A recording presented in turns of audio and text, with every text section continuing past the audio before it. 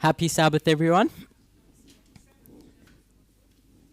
And happy Sabbath to everyone else around the world that has open Sabbath. Sorry. So, I'm just going to give a very brief recap over what we discussed earlier, as because of time constraints, I had to rush towards the end. But I won't spend too much time going over that again. There were two main points that I wanted us to see.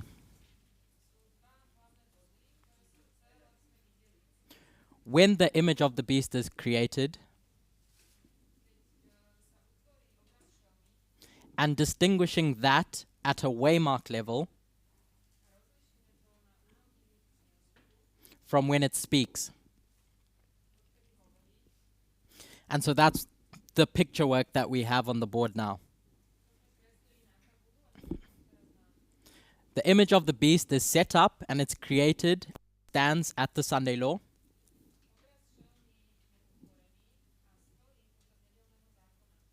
But it gives its loud cry to worship itself at the formalization of the message, which we mark as the loud cry. The second thing is that the image of the beast is a counterfeit message. Another symbol that we use for the image of the beast is the false prophet. So if we juxtapose the true prophet and the false prophet,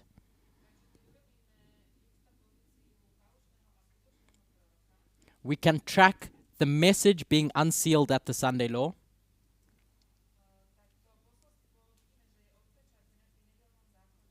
from these two entities, the third angel and the image of the beast.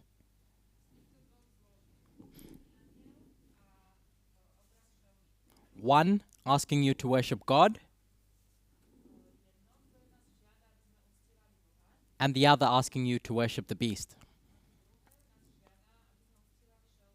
up until you're tested at the loud cry.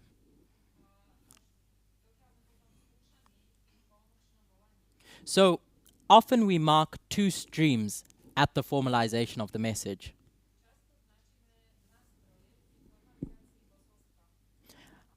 Another aspect that I wanted to come to grips with at this formalization of the message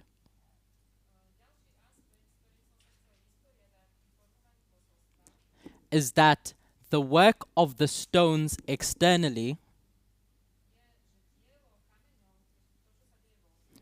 Michael Moore, AOC, and all that symbology represents, their work is finished for the Nethinims. If they want to be saved, they have to listen to the third angel, us. And that's in contrast to the message that's coming from the image of the beast. The gospel and the mystery of iniquity. Two messages that are now going to run parallel to decide who gets to have the Nethinims.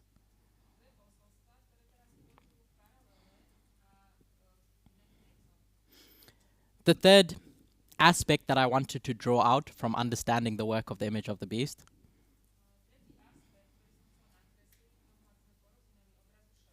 is how it's created. And when we went to, or when I referenced a sermon by A.T. Jones, he makes the point that it's how the essence of the United States is interpreted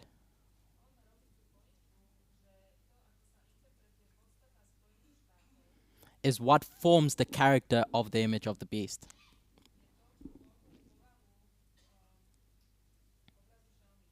its ideology. So we can see that image standing at the Sunday law. Once that ideology is cemented. And it's this tension between how interpretation is going to be done.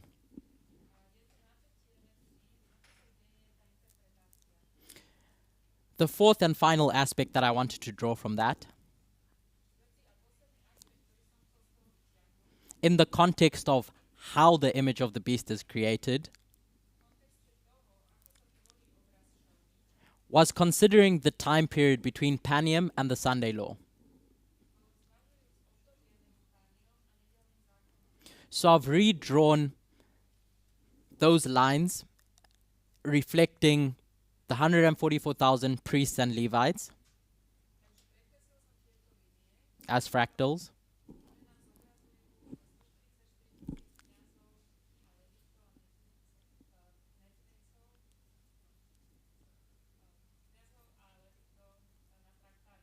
Just so that we mentally have a picture of exactly what I'm referring to. So in this time period,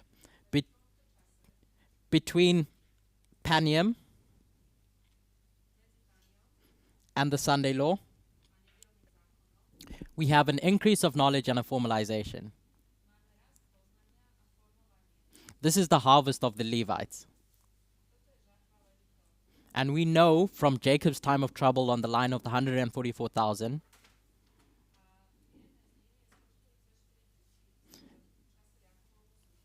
that we can mark a death decree at Concord. So it was my suggestion that how the judicial branch interprets law or precedent in June 24, 2022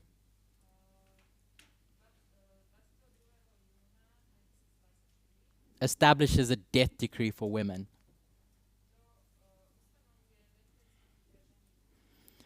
So I hope that's a bit clearer in what I was doing towards the end of that study.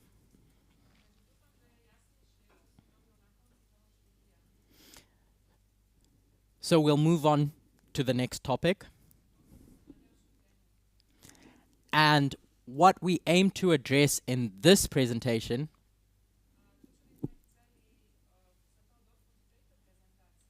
is who creates the image of the beast. So, alongside the rise of the image of the beast is the dragon, the seventh kingdom of Bible prophecy.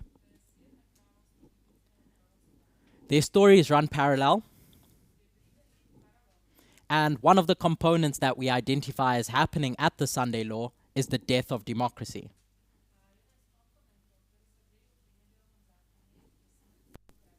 In other words, the breaking of those horns of the lamb-like beast.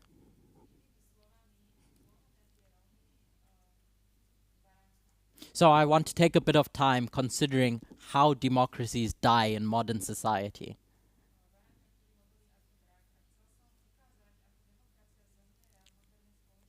Who plays a role in that death?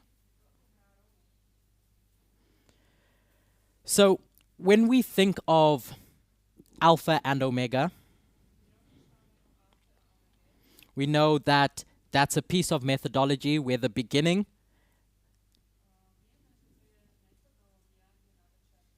can give us information about the end. But we recognize that as much as we can overlay lines on top of each other,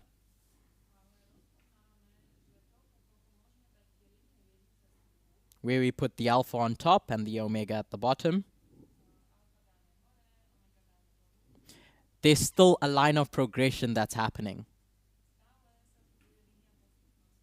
So what you see at the end is not going to perfectly reflect what you see at the beginning.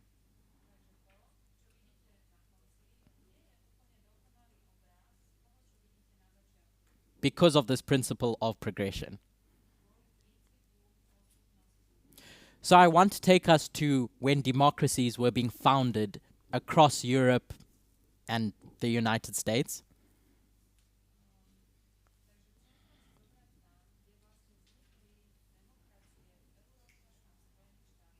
where humanity was coming out of a period of monarchies.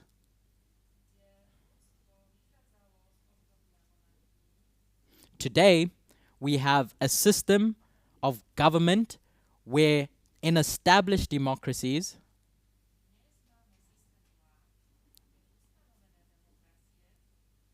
there are stronger institutions with presidents or prime ministers.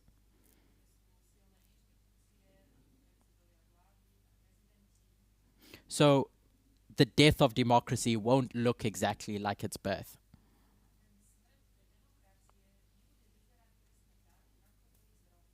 As a contrast. But at a principle level, I'm hoping that's what we can draw out when we do look at that history.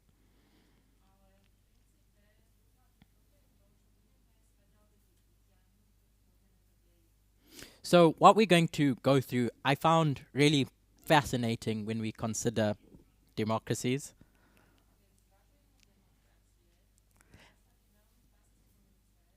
And the role that conservative parties in particular played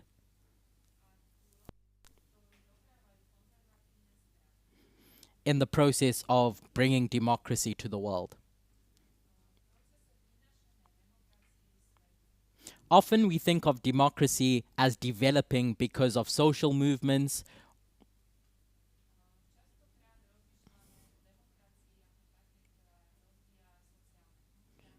the rise of the middle class,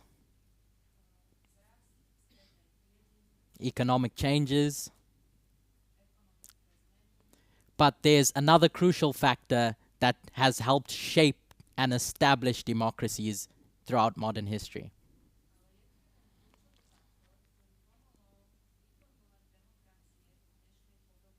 And that's conservative political parties.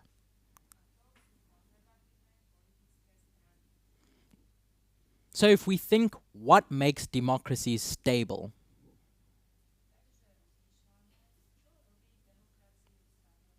we know that they're not inevitable.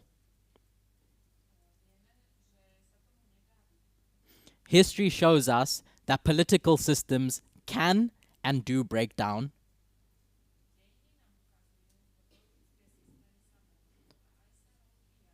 which often leads to authoritarians or undemocratic regimes.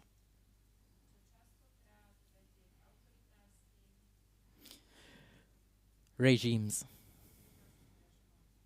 So throughout the 19th and 20th century,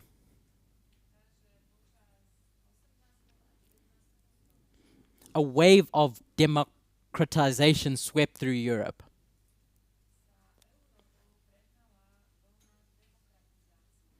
Some of them ended up stable democracies. Some developed strong, robust systems.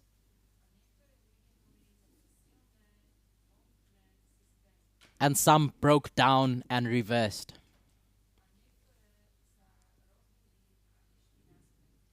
At the time, conservatives were faced with a dilemma. Who were the conservatives at that point in time? Thinking at the core definition of what a conservative is.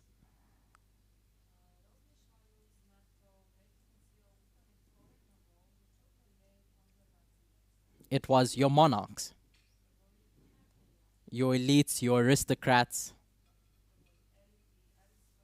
your landowners.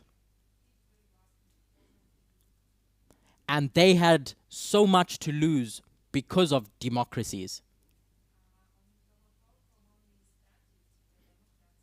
And so when people are shouting, let's have voting, let's democratize,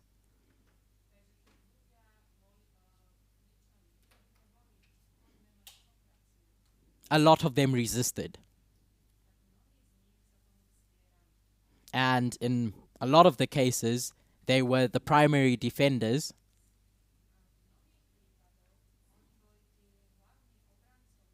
of established hierarchies and social orders.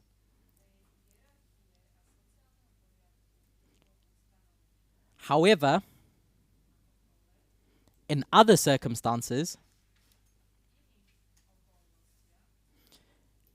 in countries like the United Kingdom, these same conservative parties, over time,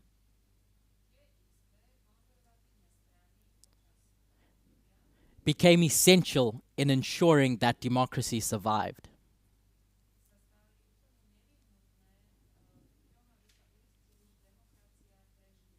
as some of them recognized that the best way to hold on to power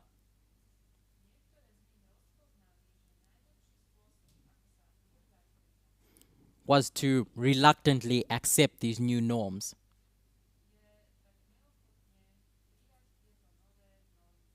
So when we look at history, we can show, and I hope demonstrate,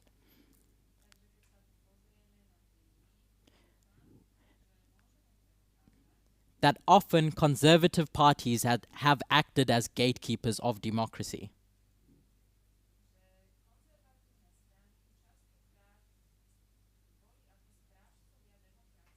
And often they were reluctant defenders of those democratic institutions,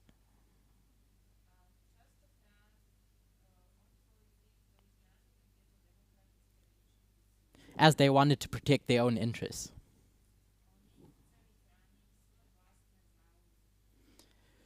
So there's two roads that a country can go down.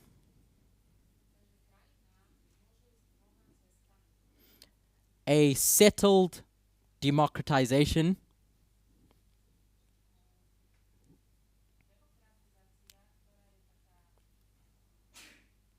or unsettled.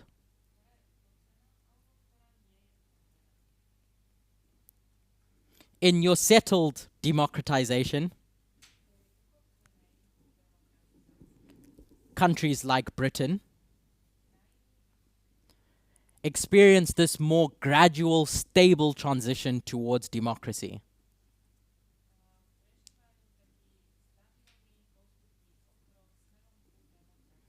As the conservative parties in Britain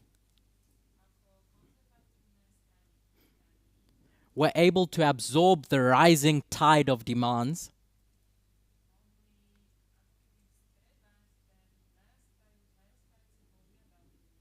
and participate in the process of democratizing Britain, which helped to create this more enduring democratic system.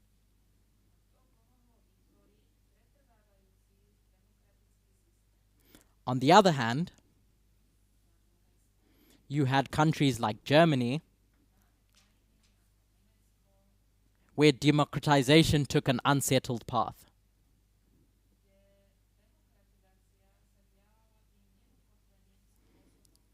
where often there were lots of setbacks and ultimately a failure of the Conservative Party.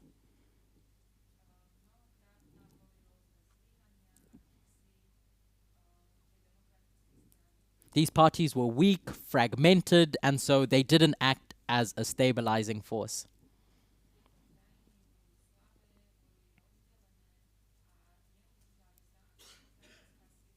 which ultimately gave reason to the collapse of democracy in Germany. So we're going to go through a bit of history,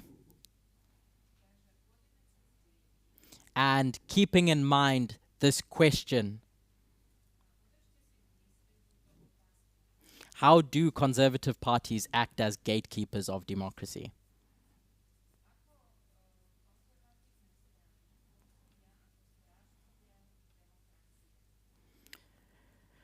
So first we're going to go through how it should work,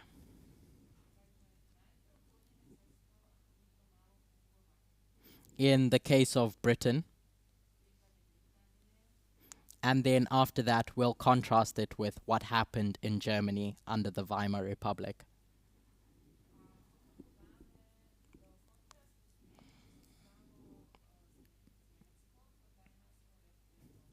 conceptually, when we think of these stabilizing and destabilizing forces,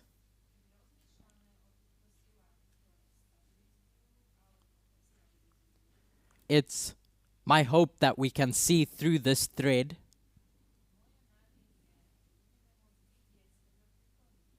how these conservative parties acted as stabilizing forces.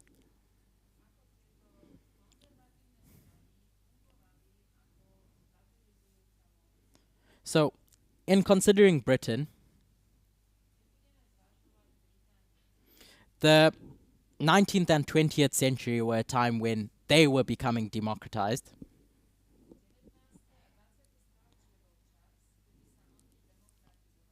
And your Tories, or your Conservatives, and your Conservative Party played a really pivotal role in shaping what democracy was going to look like in Great Britain.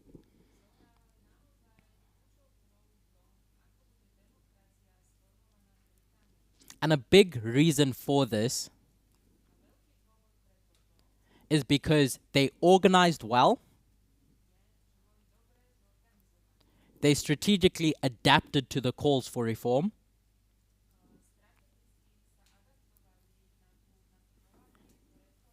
by mobilizing voters and reaching through different approaches of how to participate in mass politics.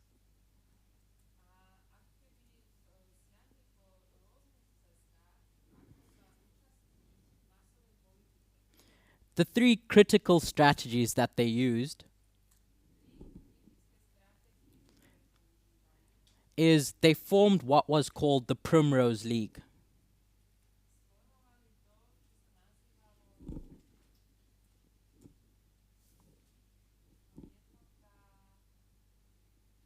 League? Primrose. It's just the word primrose. Yeah. They mobilized voters and they adapted to the demands of the day.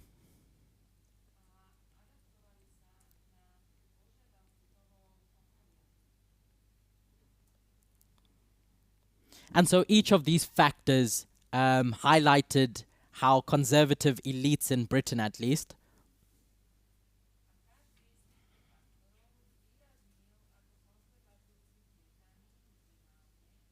ended up creating this stable, cohesive political force that promoted democratic stability.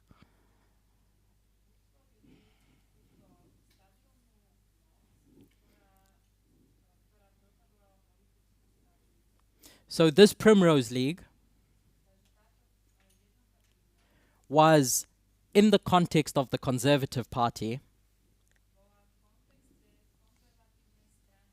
one of their most significant organizational innovations that started in 1883, sorry.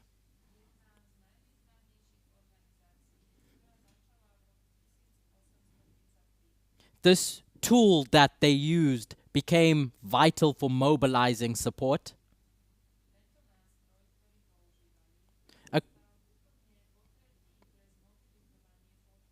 across different social classes. They blended politics with social events, and so initially it intended on being this exclusive, fraternal society.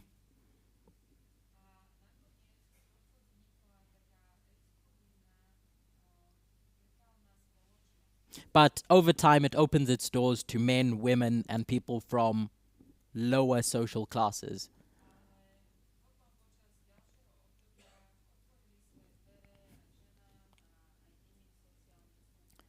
So, as I said, it's founded in 1833.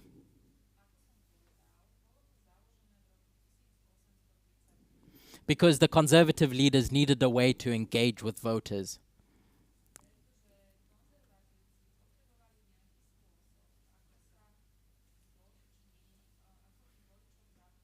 And this is how they decided they were going to fill this gap.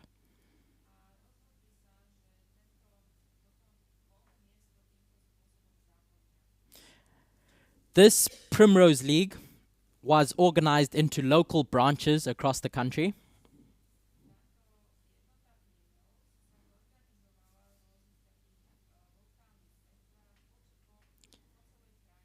It was a society that had ritual symbols to try and foster loyalty.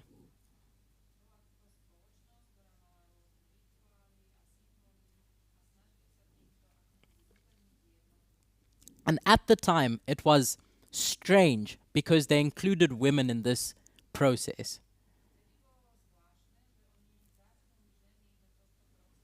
And by doing that, they gained a large base of women supporters.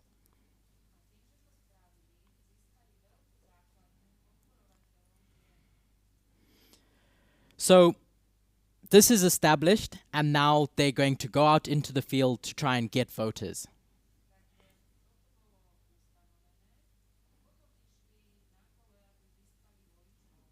What today we would call as grassroots mobilization.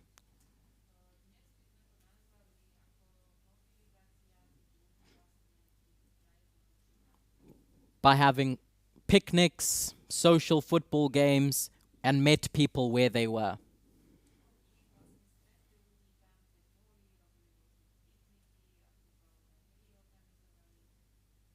And this saw a quantifiable impact on elections, as people were willing to vote for these same people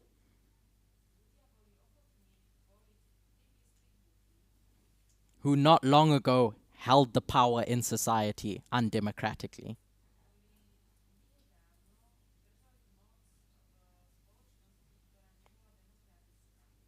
I'm going to read a quote, but you don't have it. It says, the Conservative Party's leaders understood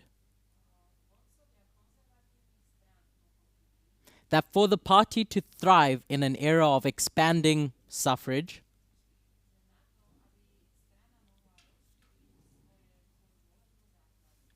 they needed to adapt to the realities of mass politics.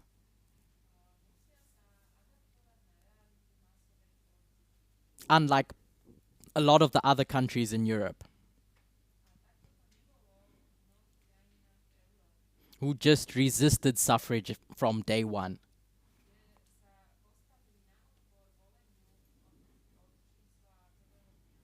So, just recapping this timeline before we go into what happened in Germany.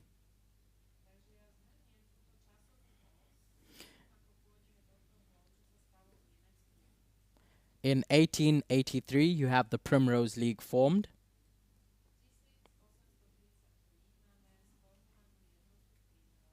In 1884 up until 1887,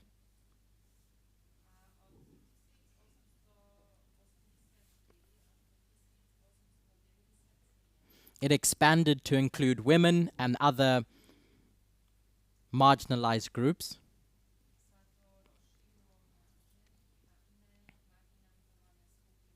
Which was new for a country at that time. Remembering that this is a conservative party. In 1888, they established what were called wardens to oversee voter registration, canvassing,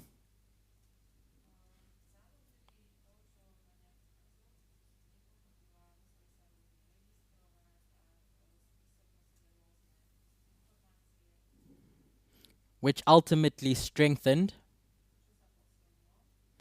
their work at a grassroots level.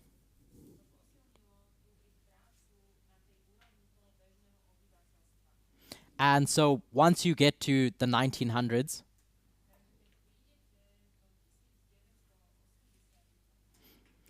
the Conservative Party had established itself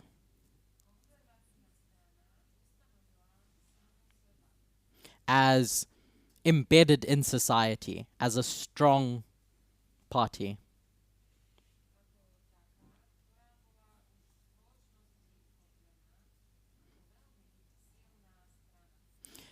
reading quote 1 in your references and quotes.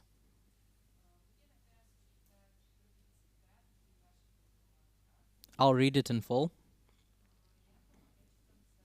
It says, the British Conservative Party's survival in an era of mass democracy was not a passive occurrence, but the result of deliberate strategic choices to engage a broader constituency.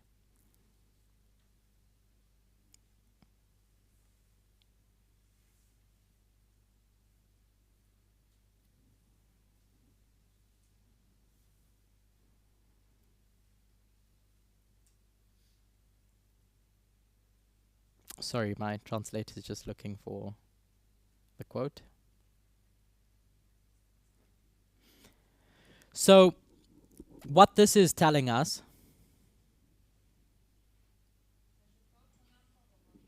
is that the Conservative Party was willing to integrate into these new social forces.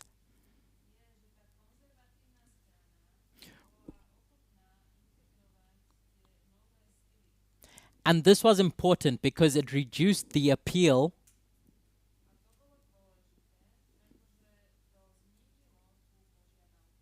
of radicalism, where democracy could thrive and fostered a environment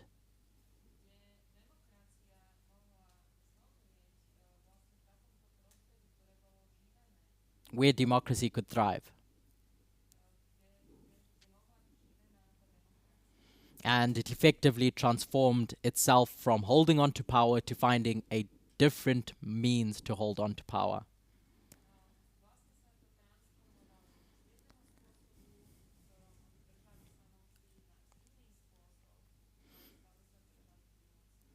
We'll quickly explore what happened to Germany under the Weimar Republic.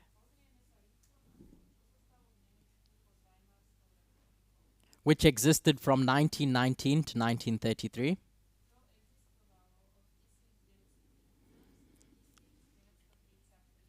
And gives us a warning of what happens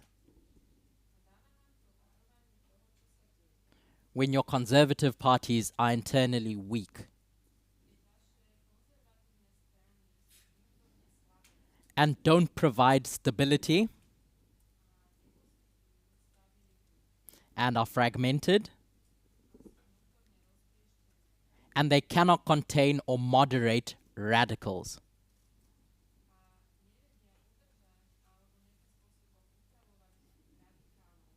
The Conservative Party at the time was called, and I'm going to try and say this, and I know it's wrong, Deutsche National Volkspartei.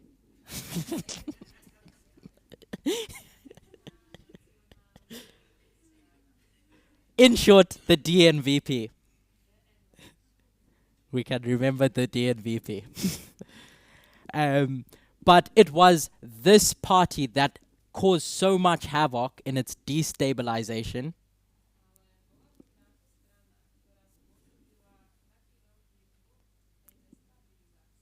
of the Weimar Republic.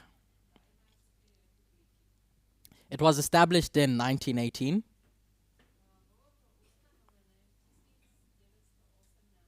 when the German Empire had collapsed.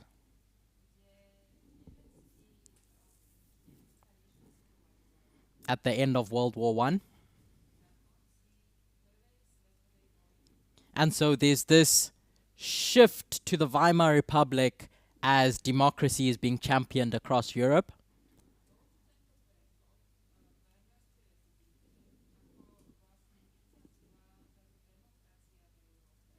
But immediately it faced challenges. The DNVP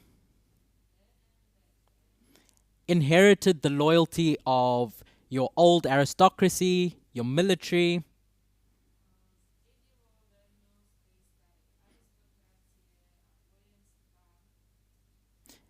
who just were strongly opposed to democracy, fundamentally. where unlike your British Conservative Party, which embraced democracy to protect their own interests,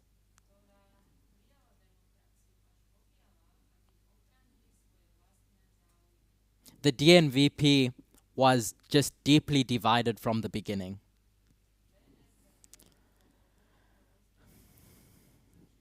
So there's this internal weakness organizationally where it wavers between fundamental nationalism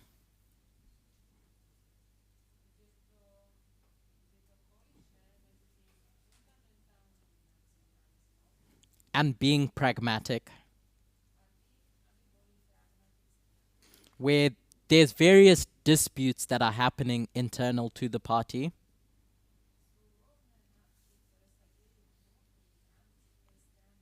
which led to just this chronic instability. Some factions sought to moderate the radicals,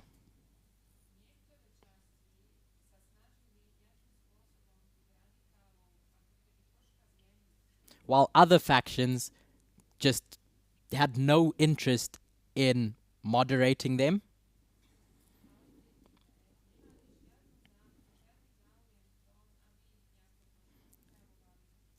Bought into the conspiracies of the day,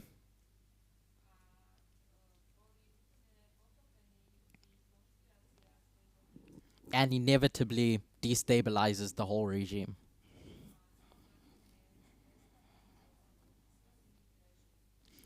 From 1924 up until 1928,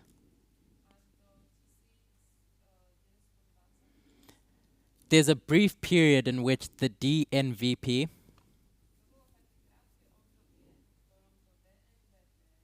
is going through its golden age. Germany enjoyed relative stability.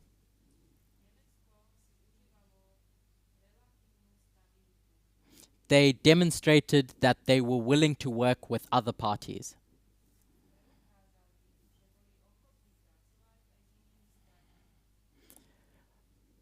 However, this period was short-lived.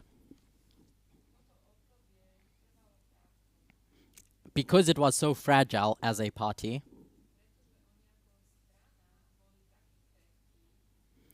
the party's moderates struggled to keep out the extremists. And then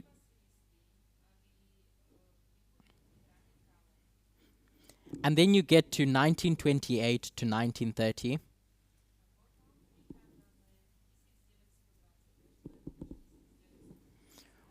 where things begin to unravel. Because now they're going to shift their allegiance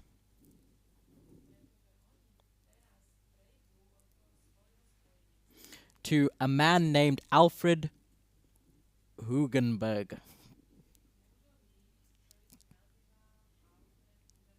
who was a radical nationalist. And he steers the party far right.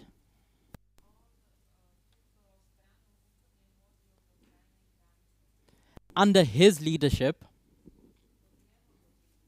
all moderate voices were pushed out.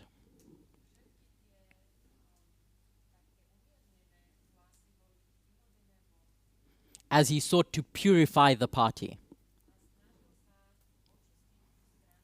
Reading the second quote, it says, Hugenberg's tenure created a platform for extremism that not only splintered the DNVP, but also made the party an active force against democracy itself.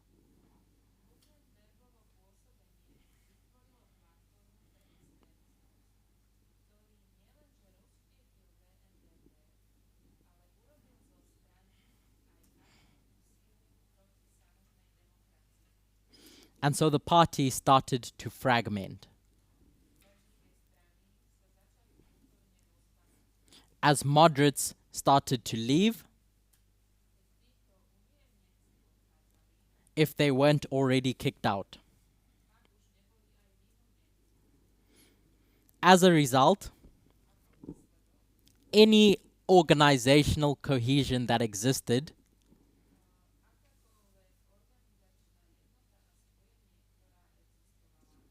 collapsed and the party became polarized.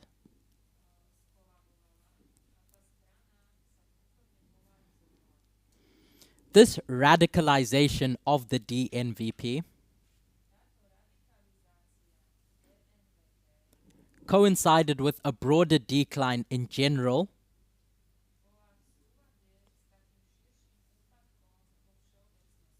in the legitimacy of the Weimar Republic.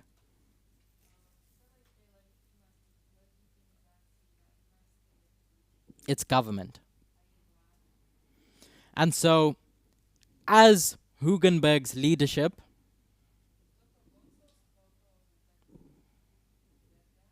takes the party in a specific direction, he's now going to form alliances with extremists. At that time, it was with the Nazi Party. And this partnership between your traditional conservatives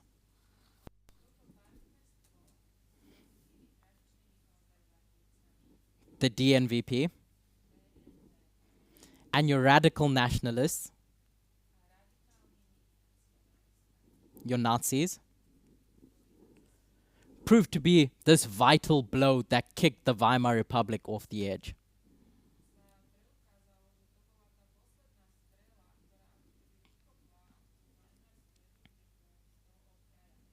This morning, Elder Parminder discussed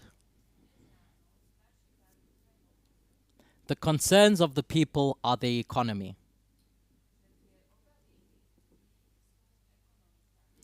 Time and time again in history, economic cries have been the most fertile ground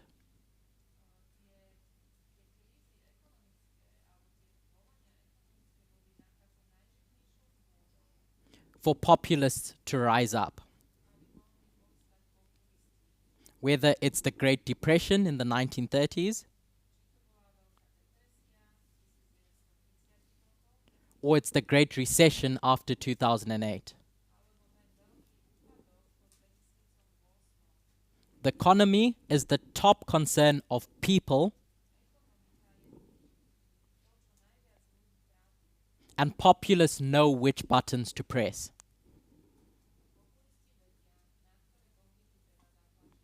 So in 1929, the Great Depression occurs. Germany is politically unstable. That radicalization of the DNVP intensified.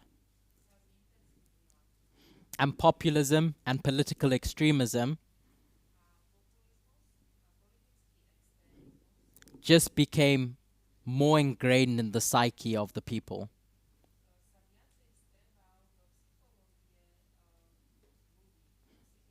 As Hugenberg capitalized on this crisis.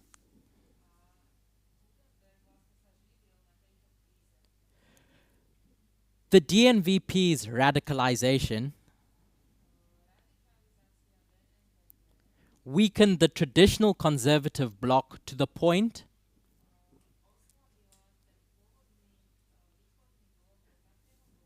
where it could no longer keep out extremists.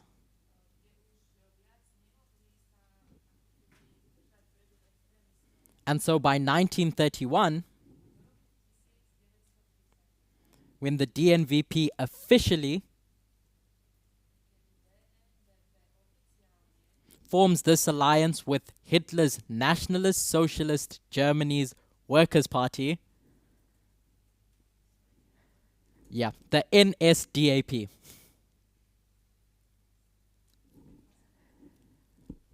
So in 1931,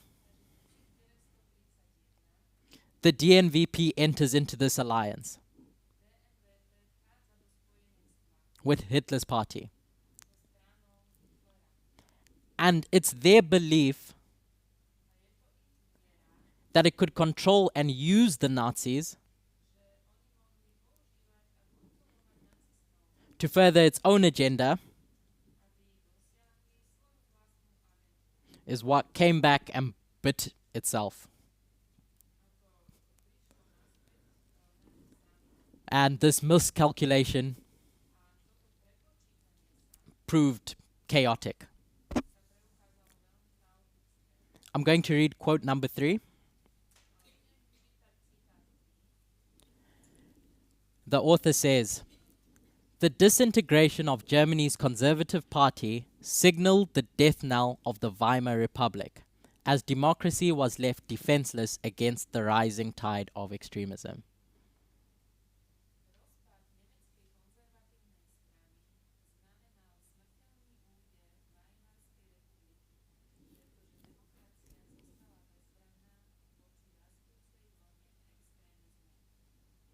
So in these two histories,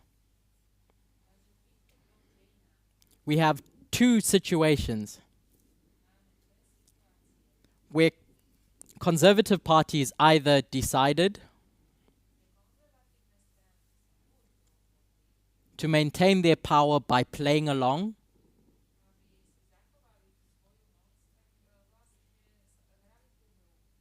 or they thought they could maintain power by working with extremists. And this phenomena can be demonstrated throughout Europe, whether it's Sweden, Denmark, or Belgium, which had strong conservative parties, or Spain, Italy, and as we saw, Germany,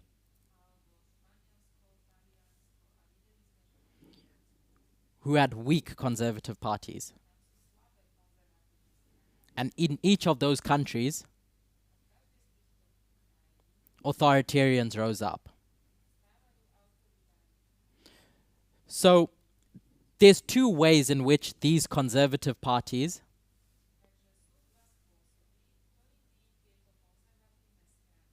can contribute to democracy's stability.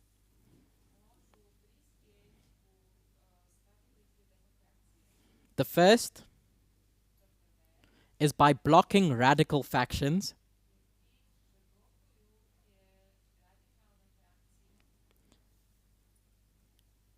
and the second was by institutionalizing the electoral success.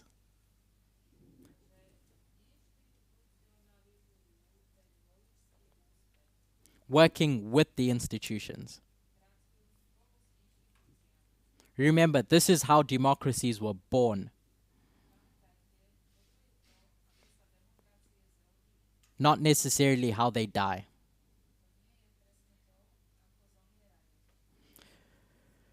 So I want to go to today and look at the Republican Party in America specifically.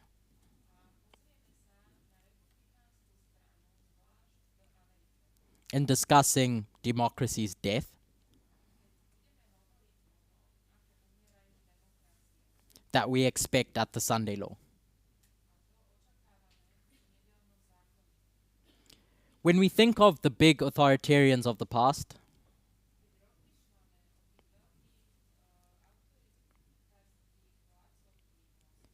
one of those big names is Mussolini. And often, history has been painted as a way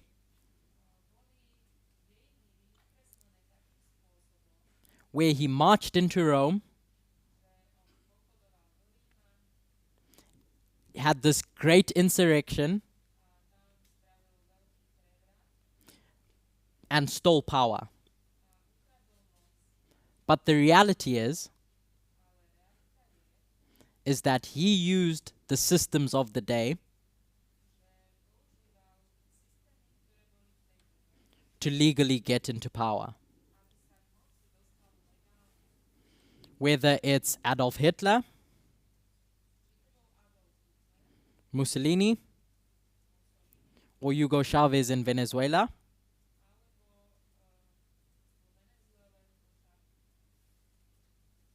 Hugo Chavez in Venezuela. Each of these dictators or authoritarians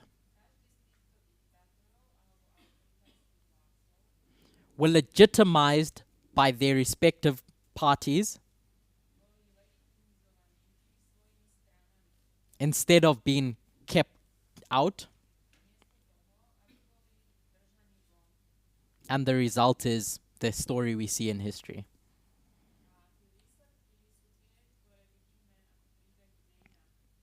So the key to strong political gatekeeping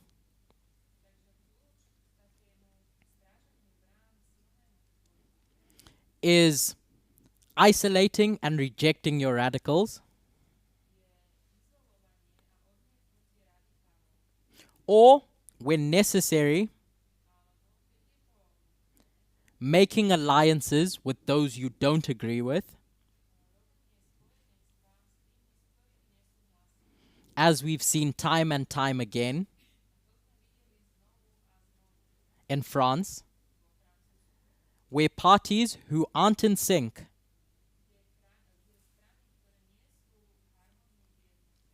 agreed to come into concord to keep out radicals like Le Pen.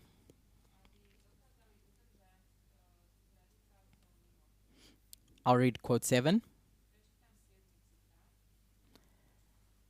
In fact, I'll summarize it. We won't read it. But in essence, it's pointing out that often the rise of authoritarians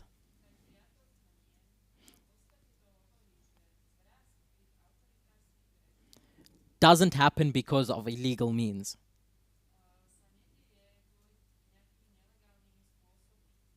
Often the keys are just handed to them.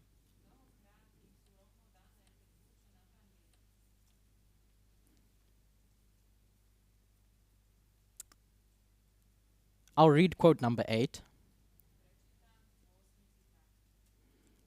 And I'll cut it up into small bits. The Weimar political system had been founded in 1919 by a pro-democratic coalition, but beginning in 1930, with the German economy reeling, the center-right fell prey to infighting and the communists and Nazis grew in popularity.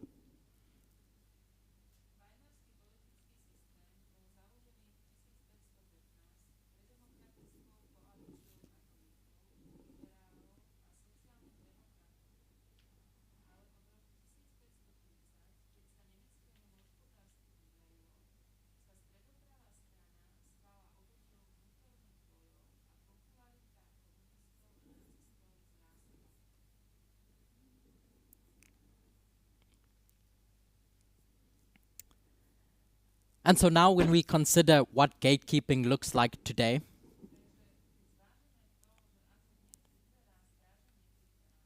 America has seen its own story of the crucial role political parties in gatekeeping, where they acted as filters for unfit people from gaining political power. When America was founded, Alexander Hamilton wrote in the Federalist Papers, "History will teach us that of those men who have overturned the liberties of republics,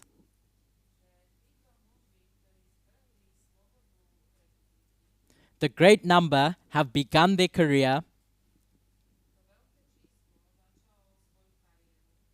by paying an obsequious court to the people. I'll paraphrase that, by trying to pull on the heartstrings of the people.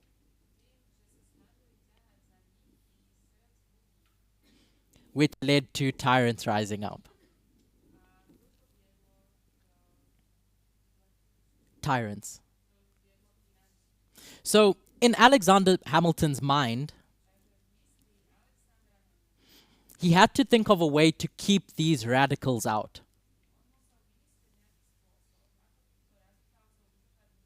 A screening device of some sort. We have different views of the Electoral College.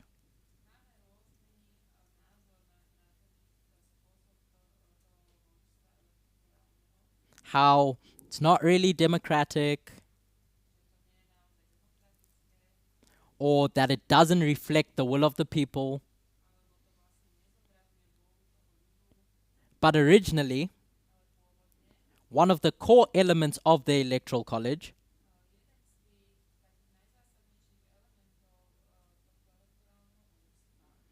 was to have this indirect election system that reflected Hamilton's thinking, to keep out radicals. He had a very suspicious view of people, knowing that people are emotional, often buy into the ideas of populists,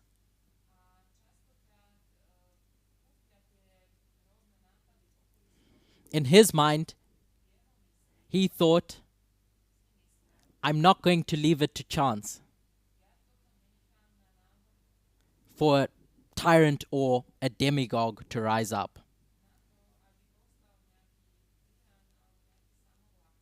So the Electoral College, at the time, was a group of men who were politicians, who knew how politics worked, who could decide if this person should really be president. Over time, of course, political parties rose up because of James Madison, Jefferson, and they took on this role of gatekeeping. Eventually evolving into what we have today. For a long time, before you had your primaries, your caucuses, i.e., like what we saw in July, weren't voted by the people. It was decided by a group of men in a room as they discussed the merits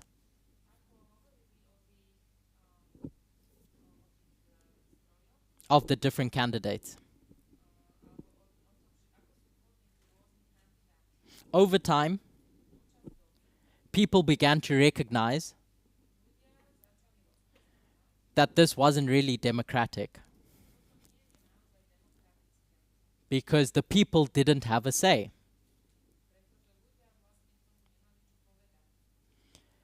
So, they had to reform. And over time, across different states,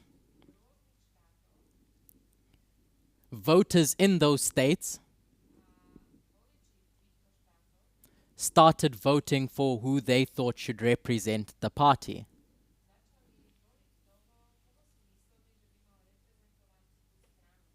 So the political parties couldn't act as gatekeepers anymore, formally. But as it is today, there's what's called an invisible primary, where before a candidate even gets to the primary,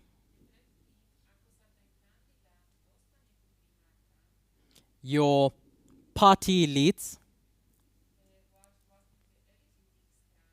decide who they're going to back. And so often, you'll get people like Mitch McConnell, Lindsey Graham, at the time Paul Ryan, endorse a candidate. And that adds a ton of weight as to how well a candidate is going to do in the primaries across the country. In 2016, and more so in 2024, Republicans had a choice. Are they going to keep this extremist out? Or are they going to form an alliance with the Nazi Party? I say that symbolically. And you have your never-Trumpers who tried to resist, but it didn't take hold. And instead, by the time you get to July 2024, the Republican Party, ideologically, has been completely transformed. And they don't play the role that they were supposed to in gatekeeping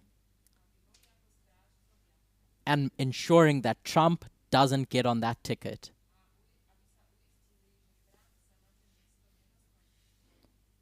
When we discussed conservative parties at democracy's founding, what were they conserving?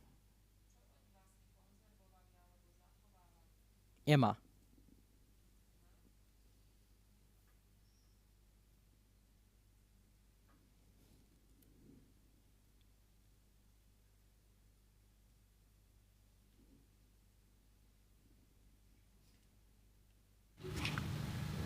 I think they were trying to conserve the status quo Of what? of how the country was run. So Emma said they tried to preserve the status quo, and the status quo was that it was a monarchy. So they tried to reserve the established hierarchies. And so today, when we're discussing the death of democracy, and we think of the role that the conservatives should have played,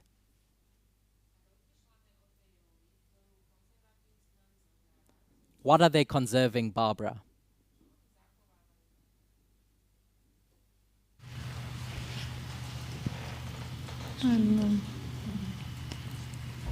Anyone else?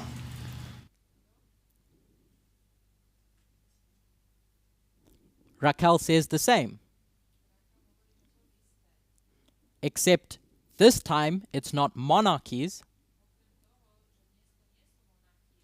Today it's a patriarchal, hierarchical status quo.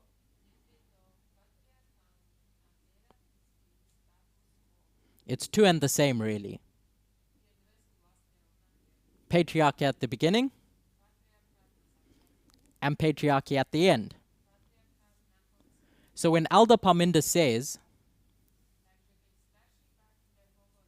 that a woman could never win the 2024 election,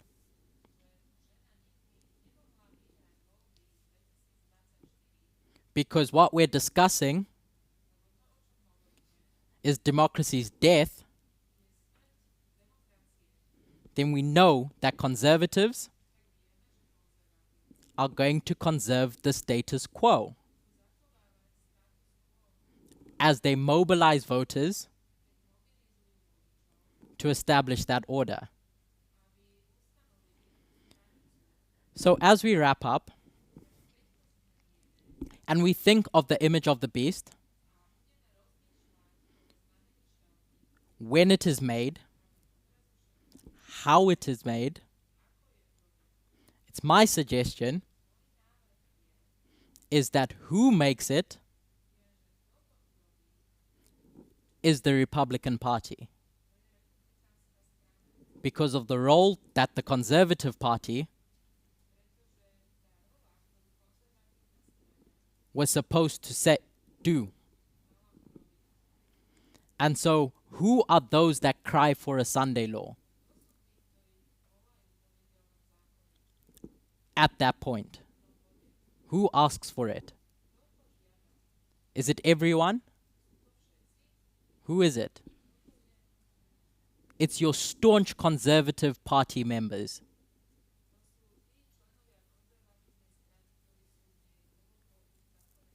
By the time you get to November, it's an election that's opened up to everyone. So the mere fact that you have undecided voters who do vote Republican shows you that they aren't creating the image of the beast. It's the ones that have fully bought into the ideology.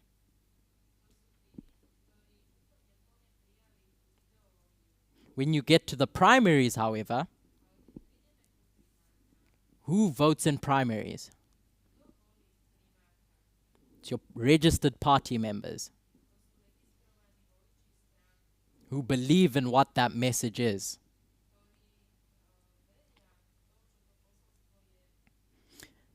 Each political party in a democracy has a responsibility. And it's my suggestion that, to use a colloquial term, one of those parties sold their soul to the devil in July this year, in a fateful alliance, by fully backing that extremist.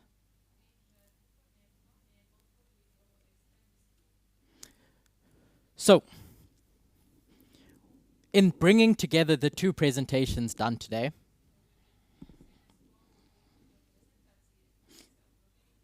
in answering when the image of the beast is formed,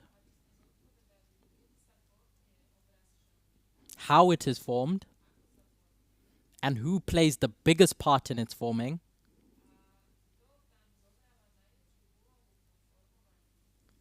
I hope that the steps that I've taken lead us to one conclusion: why that RNC was so important.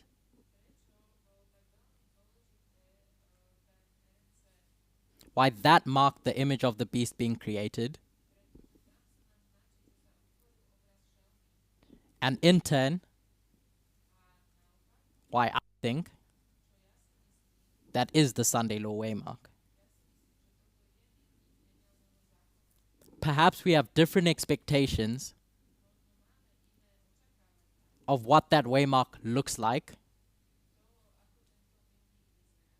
what we expect the image to be doing, and when it does what we expect it to be doing.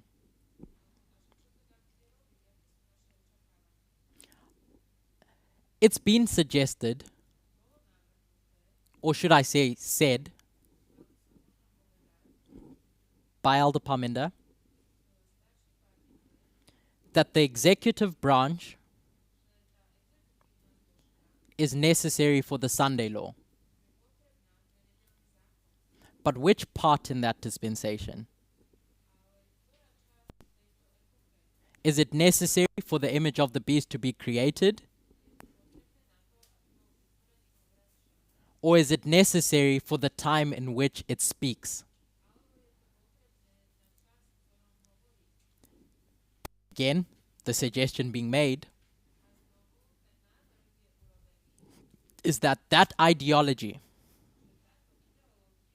the mystery of iniquity, found its vessel in the Republican Party that has now embodied the essence of the beast. All it needs now is life, which the executive branch gives it. And that branch then goes on to speak like a dragon after the fact. I'm not suggesting that the image of the beast has started speaking, but the image has been set up and is standing in the plains of Dura, and Nebuchadnezzar is about to call everyone to come and see it. There's one final quote that I'd like to read. If you'd give me the opportunity to look for it. It's quote number 6 in the notes. And I'll read it in its entirety. If we step back from the last hours, we see that there is a second reason why Hugenberg and the DNVP mattered to these last moments of the regime's demise. In particular, that the political found itself in this crisis in the first place, with generals and former generals behind closed doors possessing the means and opportunity to negotiate the regime out of existence, was due to a gaping absence, the absence of a moderate right. The resulting dynamic, brought on by the radicalization of the DNVP in 1928, made the political system vulnerable even before economic crisis had arrived. As the political scientist Stanley Hoffman once observed, paraphrasing Montesquieu, when states seem to collapse from one blow, there are deep reasons why that single blow was sufficient. And it's this last sentence that I think is the key to this. In what would turn out to be the most destructive instance of democratic collapse in the 20th century, the fate of democracy in Germany was in the hands of conservatives, and the fundamental impetus driving events in January at the time was not their strength, but rather their weakness.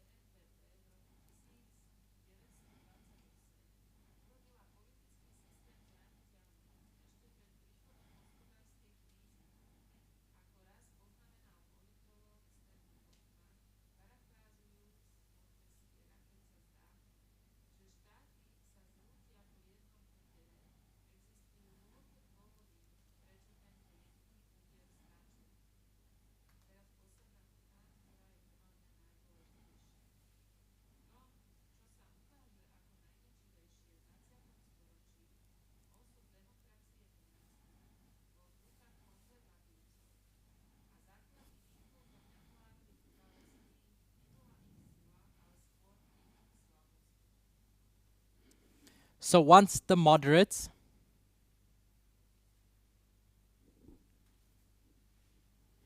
just waiting for other translators.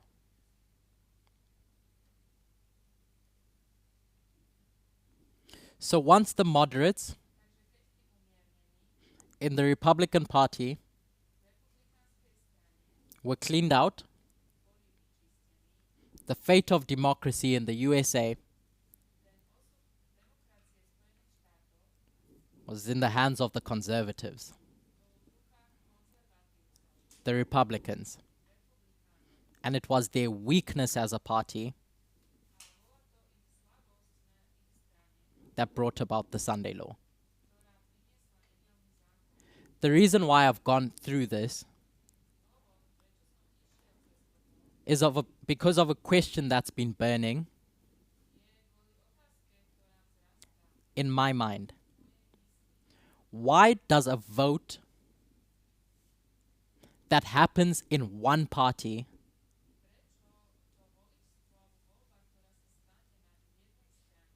matter so much amongst a small proportion of the electorate? It's because all along, them behaving themselves is what kept democracy alive. So when they don't behave, as history showed us, democracy dies.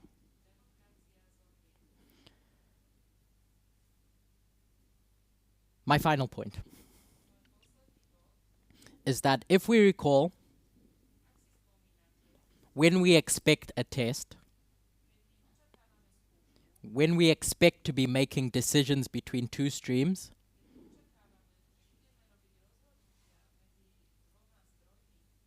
it's at Exeter, not at Boston,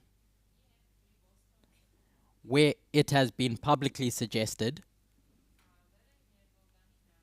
the Sunday Law is. In July 2024. And once you get to that testing point, the two streams is no longer conservatives and liberals. It's the image of the beast and you and us, the movement, as the third angel. Let's close with a word of prayer.